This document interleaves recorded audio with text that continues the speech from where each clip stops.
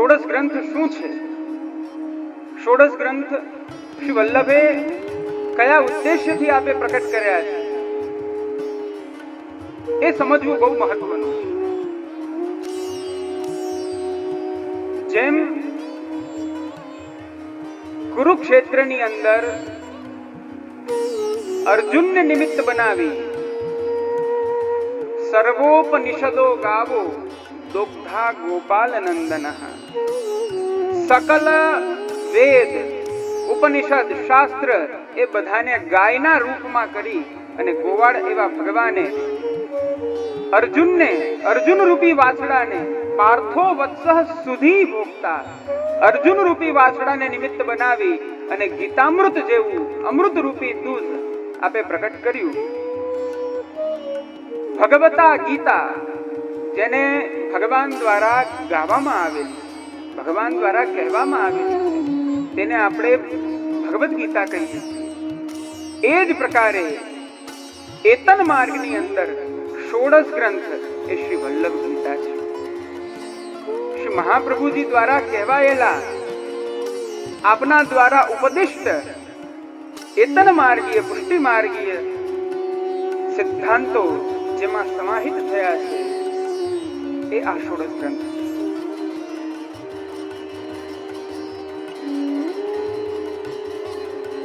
એવું કહેવાય છે ભગવદ ગીતા માટે, ગીતા સુગીતા કર્તવ્યા કિમન્યૈ શાસ્ત્ર વિસ્તરૈઃ યા સ્વયં પદ્મનાભસ્ય મુખ પદ્માસ્મિતિ સ્મૃતા. અદ્ભુત વાત બતાડી, કહ્યું કે જે વ્યક્તિએ પોતાના જીવનમાં શ્રીમદ ભગવદ ગીતાને સુગીતા અર્થાત એને આત્મસાત કરી લીધી છે, એના માટે પછી જીવનમાં અન્ય શાસ્ત્રોનું આલોડન કરવાનો એનો કોઈ જેનો અર્થ નથી. કારણ કે સર્વ ઉપનિષદોનો સાર, સર્વ વેદોનો સાર એ શ્રીમદ ભગવદ ગીતાની અંદર જ્ઞાન, કર્મ, ભક્તિ ઇત્યાદિ, સાંખ્ય ઇત્યાદિ યોગો દ્વારા ભગવાને સમગ્ર જીવ સૃષ્ટિને પ્રદાન કર્યું છે. એ જ રીતના ભક્તિ માર્ગની અંદર, શ્રી મહાપ્રભુજીના પુષ્ટિ ભક્તિ માર્ગની અંદર જ્યારે તમે ષોડશ ગ્રંથોનો આશ્રય લઈ, સિદ્ધાંત ગ્રંથો, ષોડશ ગ્રંથોનો આશ્રય લઈ અને જ્યારે તમે માર્ગને સમજો છો, તો જ્યારે ષોડશ ગ્રંથ સમજાઈ ગયા, વલ્લભ ગીતા સમજાઈ ગઈ, પછી હવે બીજું કઈ શેષ નથી રહેતું. માર્ગનો સંપૂર્ણ સિદ્ધાંત એ આ 16 ગ્રંથોની અંદર આવે છે. જેમ ભગવાને ભગવદ ગીતાની અંદર અર્જુનને નિમિત્ત બનાવ્યા છે, એ પ્રકારે શ્રી મહાપ્રભુજીએ આ 16 ગ્રંથોમાં આપના અનન્ય નિજ સેવકોમાં અનેક સેવકોને નિમિત્ત બનાવી સમગ્ર વૈષ્ણવ સૃષ્ટિને આપે નાના નાના લઘુ ગ્રંથો આપે પ્રદાન કર્યા છે. એ આ 16 ગ્રંથ છે. જે 16 ગ્રંથના મુખ્ય 4 વિષયો છે.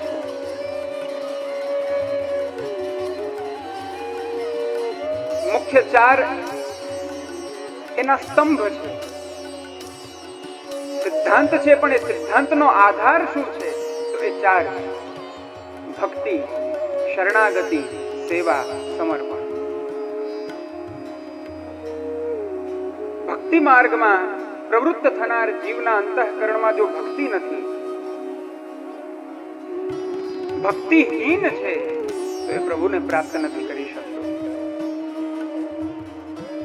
ભક્તિવાન છે પણ શરણાગતિથી રહિત છે, તો પણ આ માર્ગમાં એને ભગવત પ્રાપ્તિ નથી થઈ શકતી.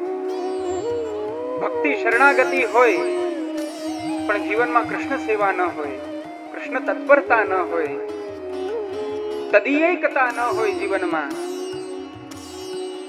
તો પણ માર્ગમાં ફલ પ્રાપ્તિ નથી થતી. ત્રણેય વસ્તુ હોય અને સમર્પણ જો પ્રભુમાં ન હોય, અસ્થિર બનેલો જીવ હોય, સુસ્થિરતા જેને પ્રાપ્ત નથી થઈ, સમર્પણથી સુસ્થિરતા પ્રાપ્ત થાય. શ્રી મહાપ્રભુજીએ બાલબોધની અંદર જ આજ્ઞા કરી, સમર્પણે નાત્મનો હિ તદીયત્વમ ભવેત ધ્રુવમ. પોતાના આત્મ સમર્પણ દ્વારા, સર્વસ્વ સમર્પણ દ્વારા જીવને જીવને તદીયત્વની પ્રાપ્તિ થાય. તદીયત્વ પ્રાપ્ત થયા પછી એ સ્થિર થઈ જાય છે. એમ ભક્તિ, શરણાગતિ, સેવા અને સમર્પણ આ ચારેય એકબીજાના પૂરક છે. ભક્તિના માર્ગો અનેક છે. જેમ શ્રીમદ ભાગવતના તૃતીય સ્કંદમાં કપિલ દેવજીએ કહ્યું ને કે ભક્તિ યોગો બહુવિધો માર્ગેર ભામિની ભાવ્યતે. અનેક ભક્તિના યોગ છે. જેટલા જીવ છે એ જીવના જેવા સ્વભાવ, જેટલા પ્રકારના સ્વભાવ, જેટલા પ્રકારના ગુણ, એટલા પ્રકારના ભક્તિના માર્ગો છે. પણ શ્રી મહાપ્રભુજી દ્વારા પ્રકટિત આ પુષ્ટિ ભક્તિ માર્ગ, આ નિર્ગુણ પુષ્ટિ ભક્તિ માર્ગ, એ ભક્તિ માર્ગની અંદર કેવલ ભક્તિ પણ ના ચાલે, ત્યાં શરણાગતિ પણ જોઈએ. ભક્તિ શરણાગતિ હોય પણ જો કૃષ્ણ સેવા ન હોય તો પણ બધું વ્યર્થ છે. કૃષ્ણ સેવામાં સમર્પણ ના હોય તો પણ બધું વ્યર્થ છે. ચારેય એકબીજાના પૂરક અને એ ચારેયનો સમન્વય શ્રીમદ આચાર્ય ચરણે આપે ષોડશ ગ્રંથની અંદર કર્યો. આ ચાર વિષયોની અંદર આપણે શરણાગતિ વિષયને લઈ અને શ્રી મહાપ્રભુજી દ્વારા પ્રકટિત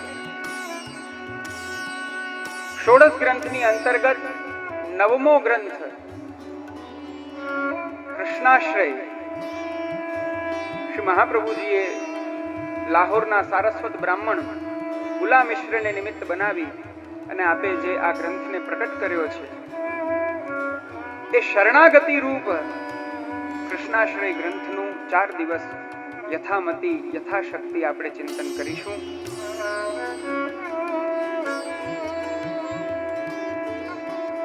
બહુ સહજ કૃષ્ણાશ્રય શબ્દ એનો સહજ અર્થ આપણને થઈ જાય કૃષ્ણસ્ય આશ્રય કૃષ્ણાશ્રય. જ્યાં કૃષ્ણનો આશ્રય છે, પરબ્રહ્મ પૂર્ણ પુરુષોત્તમ અનંત બ્રહ્માંડના જે અધિપતિ છે, જે કર્તુમ અકર્તુમ અન્યથા કર્તુમ સર્વ સામર્થ્યવાન છે, એવા જે શ્રી કૃષ્ણ છે એ કૃષ્ણનો આશ્રય જેમાં નિરૂપિત થયો છે એ ગ્રંથને કૃષ્ણાશ્રય કહેવાય છે.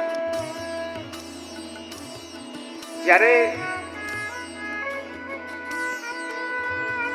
આ કૃષ્ણાશ્રયનો સમાવેશ ષોડશ ગ્રંથની અંદર થાય છે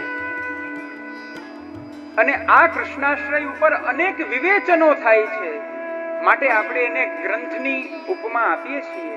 પણ યદ્યપિ મૂળ સ્વરૂપે જોવા જાઓ તો કૃષ્ણાશ્રયને શ્રી મહાપ્રભુજીએ સ્તોત્રના રૂપમાં પ્રકટ કર્યું છે.